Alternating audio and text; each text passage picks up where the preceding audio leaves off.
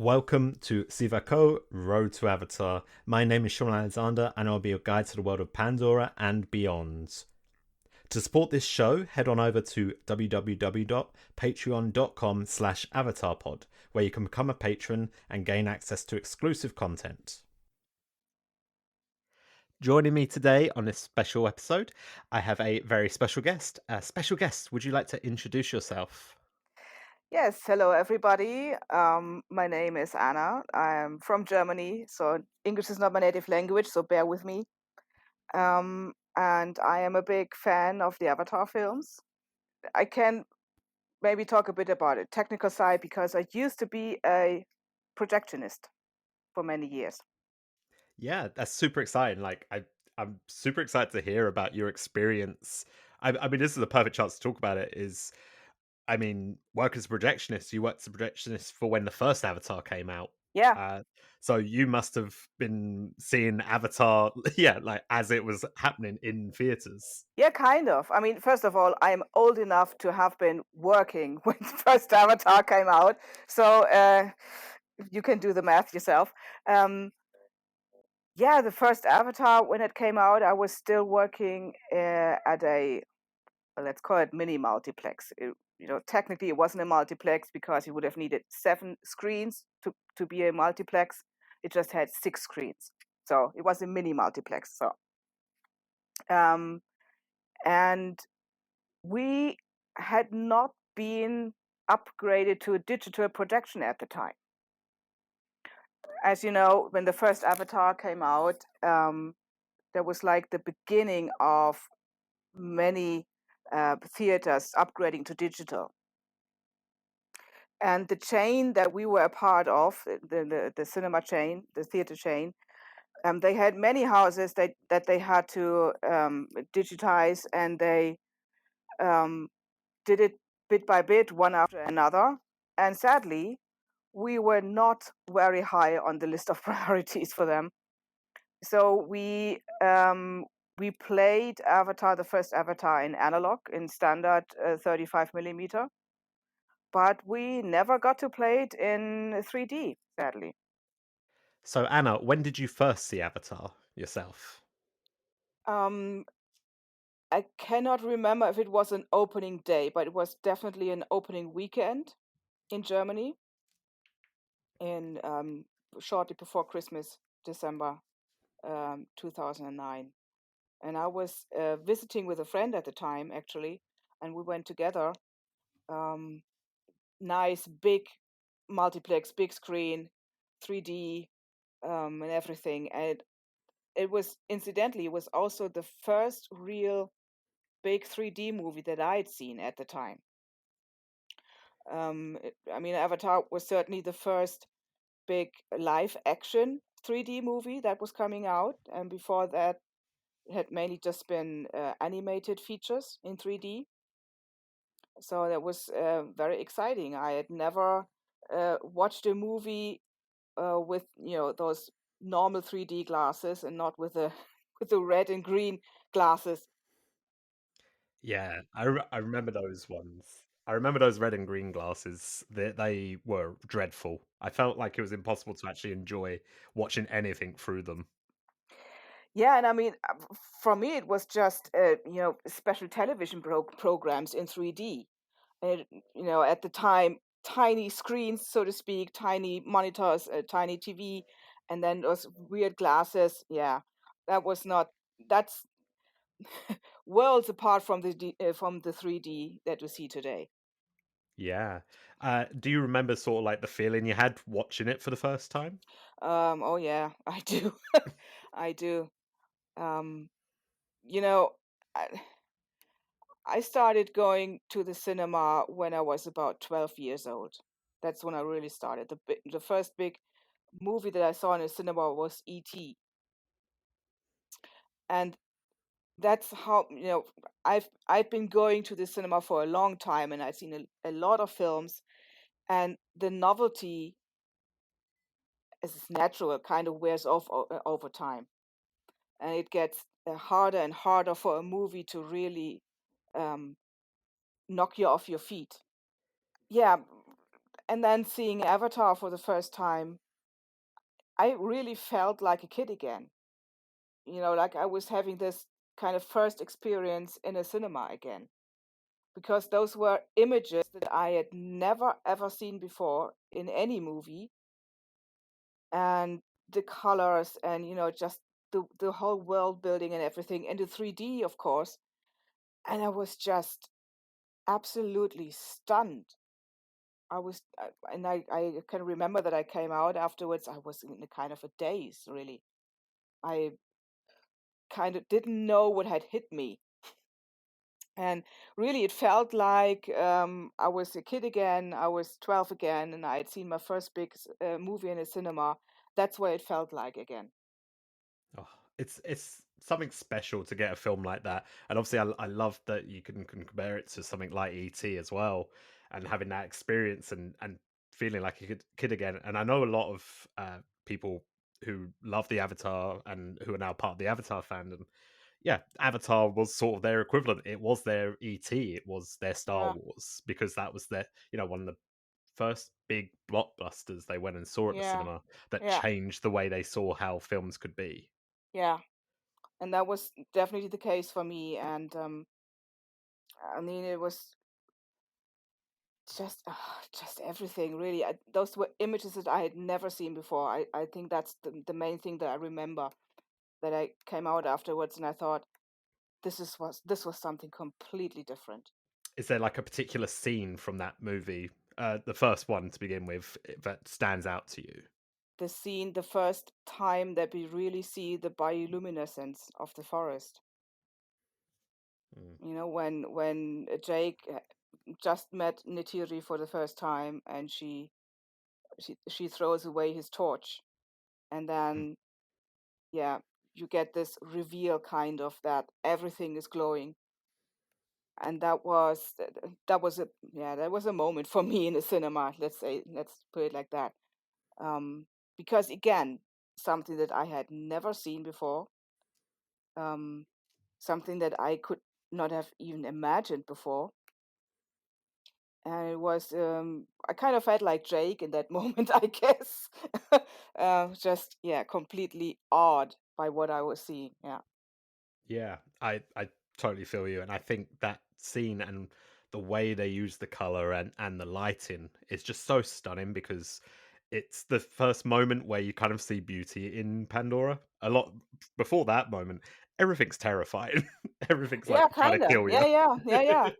I mean, uh, it's beautiful rainforest and everything, but yeah, everything is terrifying. Yeah, and it's the first time it also feels like a place that invites you to want to come and stay, because yeah, as you said, for the most part it does seem like just a rainforest for the beginning parts, until you get to this point where you see it at night, and yeah, suddenly it's becoming this whole other thing. And yeah, the beauty of the bioluminescent is one of my favorite aspects. yeah, and just the reveal as well. I mean, I think it took me a few times seeing it before it clicked for me that actually Jake had prevented himself from seeing the bioluminescence by using a torch, because the torchlight had kind of drowned out everything else, and he had not even given his Navi eyes the chance to see the forest with all its bioluminescence. Yeah, that's such a good point, as in that the sort of the man-made effort he has to try and survive stops him from seeing the natural beauty of it all. Yeah. And I mean, it's understandable, of course. He's going back to his military training and everything, and he's just trying to survive. But he could have had it so much easier. Yeah, definitely. um, and you know what? Is there like a moment as well from The Way of Water that stands out to you as well? Um, yeah, there's one image. It's just one image, really. It's not even a scene. It's more like an image that will, I think, endure in my mind forever. And that's after Loak met Payakan for the first time, and Mm. just the very end of that sequence when they um when the camera is kind of they're swimming side by side, and Loak is holding on to Payakan's fin. It's beautiful, honestly. It's such a like a simple scene as well to just have a bit of calm and serenity, just the two of them. Yeah, but it's also so it kind of hit me on a primal level, even I guess, because obviously you're thinking about whales on Earth. That's one of the really of the enduring images for me from Way of Water. Yeah. And I think that's something that James Cameron and the whole team are very good at doing is creating these scenes which are very put you in that moment to be like, man, I just wish I was there. Like it does it more than any other film Mm. series. I find. Yeah, he's kind of cunning that way. He he knows exactly which buttons to push, I guess, and which um for the audience. Yeah. He's Yeah, very good. He's very good with doing that. he is very very good indeed. Which sort of brings us on to our main discussion topic of today, which is that we're going to be talking about the well, I say the protagonist of Avatar. He's the protagonist of the first Avatar, possibly a little less off the Way of Water. But we're going to talk about Jake Sully and basically have a little gush about what we like about him, because I feel like it's a good chance for us to like delve into characters a bit more deeper and also think about where do we think these characters might go in the future. So first of all, I want to say, are you a fan of Jake Sully? No, why would you think that? Yes, of course I am. Yeah, I am. I feel like it'd be Um, kind of harsh for anyone to say they don't like him, really. and I don't get it. I mean, for me, he really was the perfect protagonist of the first movie, certainly. Um, I mean, he was designed in a way that he was supposed to be the stand-in for the audience and, take the audience with him on the journey of discovery. And I have to say, it totally worked for me. It totally worked for me. And yeah, I discovered Pandora with him, and I definitely love the development that he had in the first movie already. I think the most interesting thing is he is like one of the characters who has the most growth out of everyone, and especially if you talk about the first movie, he grows from being the military man to being joining the Na'vi and wanting to protect them. You know, he does the full 180. He swaps teams entirely, and you understand his journey as well because you take those Yeah, that you take the steps with him. You see everything he sees. yeah. And one of the biggest criticisms of the first movie is that it's like Dances with Wolves, for instance. But for me, that's not a problem because I love Dances with Wolves, and it's it's this trope of found family. It's basically that's what Dances with Wolves is in a way, and that's also what the first Avatar is. And Jake finds his family, and he finds his place in the world, and it just happens to be on an alien planet. Yeah. Um, but that's a theme or that's a trope that kind of resonates with me. I don't know what that's telling you about me, but that's something that I like and that I can relate to in a way. So that's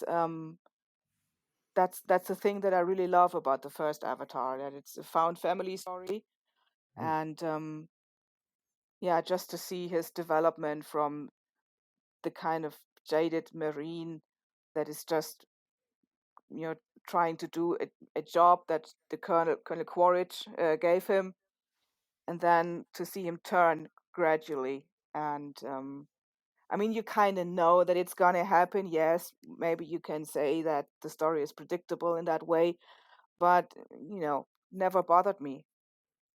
No, and I think, Cameron's always made it very clear. The story's simple for that reason. He wants it to be very simple because it's a universal story that anyone can enjoy. And I think that's why Avatar's proven to be such a global success, is that these are themes and ideas that anyone can understand.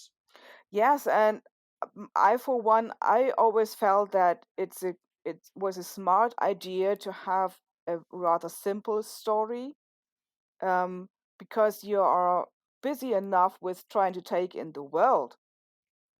So I think the conversation we'll have today is going to focus mostly on The Way of Water, seeing as it's now more widely available, being available on digital and still actually available in some cinemas, which is crazy to think we're now 5 months since the movie came out and it's still going strong. And yeah, I think it's good to talk about who Jake has grown into, and he's moved into like being that father figure now for his kids, and a couple of adopted slash stowaway kids, I guess. Yeah, it's a kind of a patchwork family in a way. It is, but it's such a lovely dynamic that he has. And one of my favorite aspects of this film is that he fills this dad role so well. And I think Sam Worthington does such a great job of it because Oh, he's he puts so fantastic. much. Yeah. There's just like such lovely little moments, and I see them pop up on like Twitter all the time. And Yeah. there'll be things like him just when I think it's when after they've had I think it's Loak and Netiem had a fight, and he's just asking, "Oh, how's the other guy look?" and things like that. Little jokes like that just really sell it to me and prove that yeah, Sam Worthington is a fantastic actor who's severely like been underappreciated for years now. Or criminally underappreciated. Yeah. I mean, I'm also a Sam Worthington fan, I have to say, and you know, that's a bit of a technical thing now, but love it so much how he is kind of presented through performance capture, Mm. because that is so 100% Sam Worthington. If you know him a little bit and you've seen a couple of other movies with him, he has a couple of distinct mannerisms and idiosyncrasies, and it all comes through 100% in the performance capture. So I want to ask: is there like any, if you had to pick like one moment to say this is the Jake Sully moment of The Way of Water? Is there one that you always have in your mind to be like, this is pure Jake Sully? Because I've got one in my mind. I'll let you know what my one is first, and you can have a little think. And it's the one once again. It's gone around on Twitter a lot, and it's the little moment after he's, fighting with Quaritch, and it's the "so let's get it done" line with the ears going into like combat mode, where they like fold back, and it's just that little. He gives a little body shrug. And it's just like, nope, this is it. I'm taking you down, and it's beautiful moment. And I love that everyone is losing their mind over it every so often. Like every couple of days, someone else will post that clip on Twitter, and they love it. It's so good. It is one of the best scenes, no doubt. Just not just the best Jake scenes, but best scene of the movie. Yeah. Yeah, I love that. I love that too. I mean, I also love the moment that you just mentioned. The what do the other guys look like, and that's good. I love that moment as well because it's just that's also very Jake, I think. Yeah. So one of the big questions that people sort of come up with in terms of Jake Sully, I've seen people discussing it online, is people discussing whether Jake is a good father. Now, this is a big discussion to be had, to say, is this person a good, good role model for his kids? And obviously, we're seeing a very bottled selection of moments as well. So I was wondering, what do you think? Is Jake Sully a good father figure, or is there room for improvement? I think fundamentally he is a very good father. He could be better with expressing certain things, let's put it that way. No, I mean, obviously he's a good father. He's caring. Um, he is brave. He protects his family. Um, but I think there are moments where he doesn't really know how to relate to his kids or how to find a connection with his kids. And that doesn't make him a bad father in my book. Just means that it's tough. It's tough for him in the situation that they are in, with all the responsibilities that he has, with all the anxieties that he has. And yeah, he could be better with his boys, especially with Loak, especially. Um, could be definitely could be better with Loak. Yeah. But none of that makes him a bad father in my book. It just means that um, he has shifting priorities, or he had to shift priorities for himself, um, and he struggles with, keeping Loak in line, who is a son that is so much like he himself. Um, yeah, and that's tough for him, I think. Yeah, definitely. And I think you're right that Loek is such a reflection on Jake Sully to be like, look, you're having to, you know, uh, nurture yourself here. Show Loak here how you became part of this. How you grew up in a Yeah, lot shorter period of time. And I also think it's interesting to think, obviously, Jake Sully has a military background, that because yeah, of the return of the Sky People, that he just goes straight into sort of military mode with his absolutely. Yeah, kids. yeah, There's a lot of calling them sir, uh, yeah. you know, and if I'm honest, you can see that it's weighing on him to be like, I'm being protective first and foremost, and the family is the most important thing to protect, and it's maybe makes the actual relationships in the family suffer a bit because of that. Yeah, sure. I mean, you can see at the beginning of the movie that he's a very different kind of father. He Mm. is loving and he is fun, he's splashing in the water with his kids and stuff. And then there's this really marked shift to when the insurgency as such starts, and suddenly he is in a war zone, and he is in a war, and he has to. He's not just Oleg Khan. He also is. He's the military leader, and he is the father. And going back to Loak is a lot like him.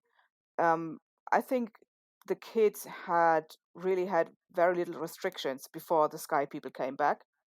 And Loak is definitely the same type like his father. He just goes for it. Any kind of adventure, he just goes for it without thinking about it, without thinking about the consequences. And Yeah. that's of course that's fine as long as there's no war going on around you.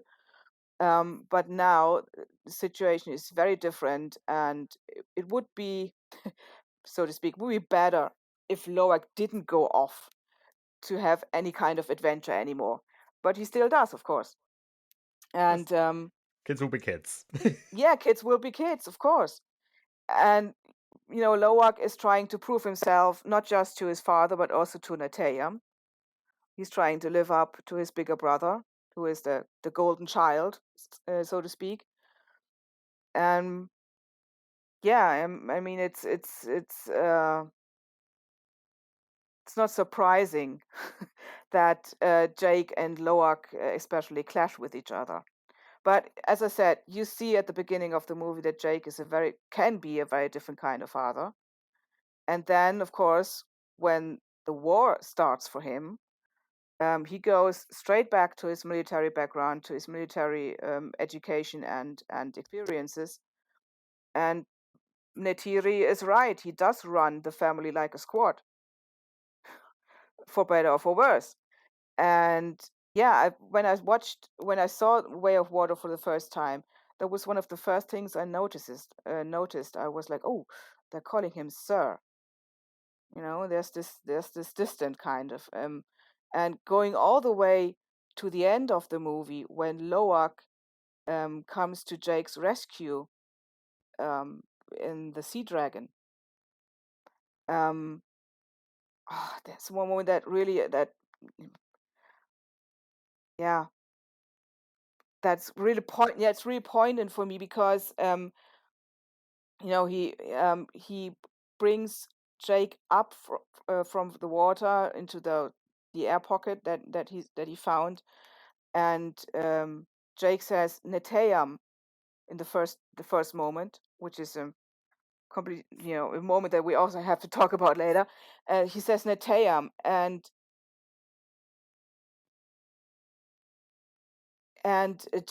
Loak says, "No, Dad, it's me," and he's calling him Dad, which he's not doing very often in the movie. That he calls Jake Dad. He says, "It's me, Dad," and then Jake says, "Oh, Loak, kind of deflated, kind of, oh, it's just you. And Loak recoils immediately. Really, he's drawing back, and he immediately starts calling him sir again. I'm sorry, sir. I'm sorry, sir. It's all my fault. So he immediately goes back to treating his father like his commanding officer again. That's so interesting. That's such a like an and I think that scene itself is so it speaks so much to Jake Sully as a character that but also to the journey he sort of takes within this movie, I think. From being, right at the start, as you said, we see him playful, fun, having a great time as a dad, to having to be that militaristic dad who keeps everyone in line for the safety of everyone. And by the time we get through that scene and they're out of the sea dragon and on the fin uh, of Payakan, you finally see Jake sort of like have a moment to realize, oh, maybe I've not been doing this the right way. I've been doing this too emotionlessly almost. He's been trying to take the emotion out of everything in terms of his decision making for his family in, and has actually worsened their relationships. And I think that's him finally realizing, no, Loak is very emotional driven character. And I think he finally figured out that maybe that's the way to do things instead.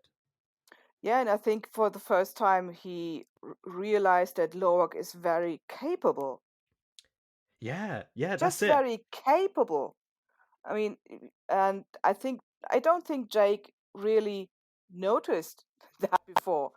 And he is his boy, the misfit, one of the misfits in the family, and he is the one that's taking charge, and he is the one that got Jake out of that wreckage of that ship, and obviously he knows a much more about the whole thing, about breath holding and everything, and he has this little whale that came to their rescue in the end. And I think Jake, for the first time, realized that his son is a lot more capable than he has ever given him credit for. Yeah, definitely. And I think that's gonna be something that goes, it's gonna be a through line, I think, moving forward as well through the movies as we continue, because we're gonna see, and I think this is something Cameron's very good at, is having these characters not feel stunted in their character growth. We're not gonna see suddenly Jake revert back to being the same character he was at the beginning of The Way of Water. He's gonna have grown from those events. Yeah, and I think he is going to have a very different relationship to his children going forward as well. Certainly to Loak. Um, you know, as you said, those two had a bit of a breakthrough moment on the fin, on Payakan's fin. Yeah, and I don't think it's going to go back to what it was before, where they clashed quite regularly. And I mean, the kids, a lot of criticism gets leveled at the kids, and people are saying, "Oh my God, if just the kids would stay home and not just go off, you tell them to stay put, and they do the exact opposite and stuff." Yes, that's all true, but also um, that's it's kind of Jake's fault, really, because he instilled in them this kind of marine thinking, I guess, of nobody gets left behind. I mean, the family motto is Sully stick together, and that's an extension of that, isn't it? I mean, it's those kids, they just will not leave one of them behind. Yeah, literally, that is exactly what the entire third sequence is about in like the third act of the film. Is just about the fact that they're just not letting anyone go. They will continuously go after each other to And protect each other. right down to Took. Kiri gets lifted out of the water and kidnapped, and Took is like, we have to go back. Sully stick together, and she won't take no for an answer. So it's the kids, they have that ingrained in them. They stick together. Nobody gets left behind, and that's how they how they do it. But they are also all very resourceful and capable, I think. Yeah, definitely. So another relationship I really enjoyed in this film was that of Jake and Kiri, and it was a very I think it's an interesting relationship because I'm now obviously this is reading between the lines, but I think Jake sees a lot of grace in Kiri. Oh, definitely. Not to this, obviously we know it's the same person playing the character, but not to that extent. But I think Jake sees so much in her, and that's why they have a bond the way they do, and they have that lovely discussion where they're sitting on the reef with their feet in the water, and that she can confide in him about these, about how she feels and her connection to Awa. Yeah, I love that moment. I mean, that's really a good parenting, some good parenting from Jake in that moment. And also the way that he is so accepting. I mean, she's talking about basically hearing the deity of the planet, and of course, his reaction could be like, well, you're just imagining things, but he absolutely takes it serious. And I think it might be due to the fact that obviously the events of the first film, he had this call to Awa before the final, to help protect the Na'vi, and he, had to believe, and he did, and something came of it, and I think that probably instilled something in him to say there is something greater than me here. There's something greater than all of us here, and maybe Kiri is able to connect to that in some way that we don't understand. Yeah, and that's also an interesting question about Jake. I thought about that actually yesterday or something. I kept thinking, is Jake a real believer in Awa, or is he still kind of agnostic? I mean, he obviously never had, um, or we don't know what his relationship to religion was on Earth. We just don't know. It's never depicted in any way. And then he comes into contact with this religion on Pandora with Awa and everything. And I think for a Westerner, so to speak, um, that maybe is not or has not been religious in his life before, I think that could be a bit difficult, kind of, to start really believing in it. But then again, of course, Jake has seen Awa in action, so I just cannot imagine that he does not believe in anything at all. There have to be at least aspects of the whole religious thing on Pandora that he believes in because he has experienced it himself. Yeah, I think he, just yeah, obviously as we said, as you mentioned, we don't know anything about his beliefs before this film. We don't know a huge amount about him before this film, aside from his military background and that he had a twin brother, and that's all we really have. And it's sort of interesting to think, yeah, is this a person who now fully believes it, or is there still hints of doubt about it? And it could go either way, really. And I do wonder if that will be explored a bit deeper going forward in terms of, especially his relationship to Kiri. Yeah, I think, and with Parakan, with Loak and Parakan as well.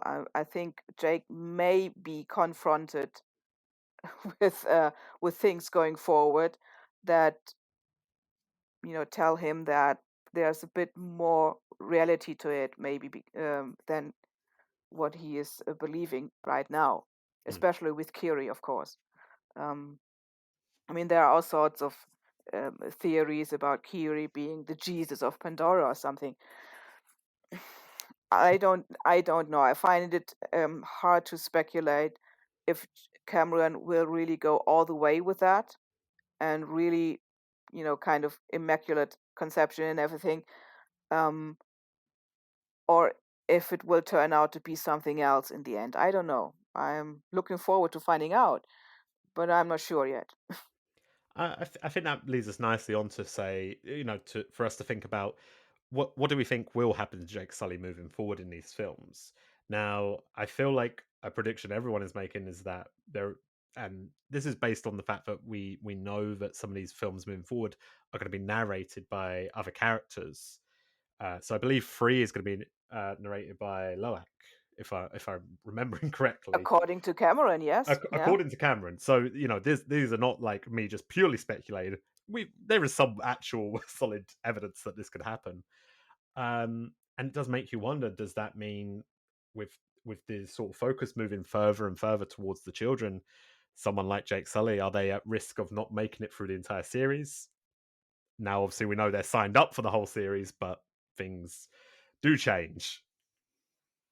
I don't know, but Cameron has been on record in saying that Jake and Neytiri go all the way Hmm.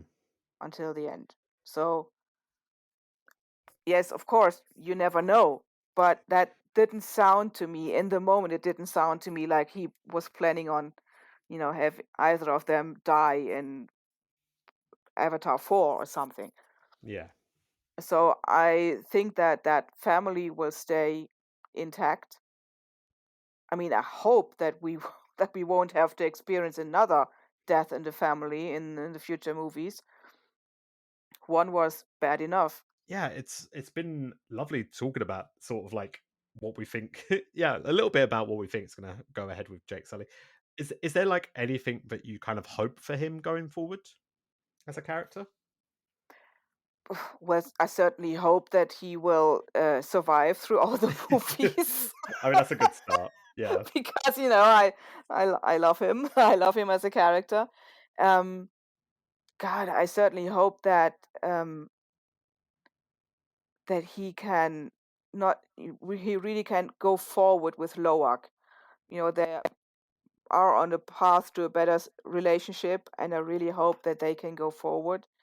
And that has to involve for Jake to put more belief in him and believe in his capabilities and um, yeah, maybe put more responsibilities on him as well.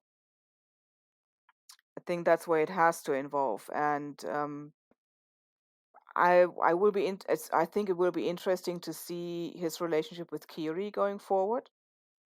Um, if it really turns out that she is some kind of you know space Jesus, so to speak, will be interesting for to see how how he will react to that. And I will say, I just remember something about Kiri. He calls her baby girl I several times in the movie. I really want to just see the behind the scenes of Sam Worthington calling Sigourney Weaver baby girl. Yes, yes. So release the baby girl cut, please, James. We want to see Sam calling Sigourney baby girl. Yeah, absolutely. But I mean, he does it several times in the movie, but she is the only one in the family that he has a pet name for. Yeah, like even Took doesn't have a pet name, and No, Took not even Tok, not and even Neytiri.